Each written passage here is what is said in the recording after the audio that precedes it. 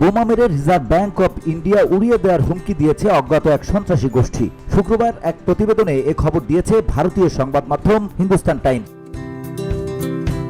মুম্বাই পুলিশের এক সিনিয়র কর্মকর্তা বার্তা সংস্থা রয়টার্সকে জানিয়েছেন, আরবিআই এর নবনিযুক্ত গভর্নর সঞ্জয় মালহোত্রার অফিসিয়াল মেইলে হামলার বিষয়ে রুশ ভাষায় লিখিত একটি সতর্ক বার্তা আসে। এ বিষয়ে একটি মামলা দায়ের করা হয়েছে। তদন্ত এখনো চলমান আছে। এক মাসের মধ্যে দ্বিতীয়বারের মতো এই ঘটনা ঘটল। এর আগে 16 নভেম্বরেও এমন হুমকি দেওয়া হয়েছিল। রুশ ভাষায় লেখা ওই ইমেইলটি আরবিআই এর ওয়েবসাইটে পাঠানো হয়। বিষয়টি জানিয়ে অভিযোগ দায়ের করেছে ব্যাংক কর্তৃপক্ষ। মুম্বাই পুলিশ অজ্ঞাত পরিচয় ব্যক্তিদের বিরুদ্ধে মামলা দায়ের করে তদন্ত শুরু করেছে।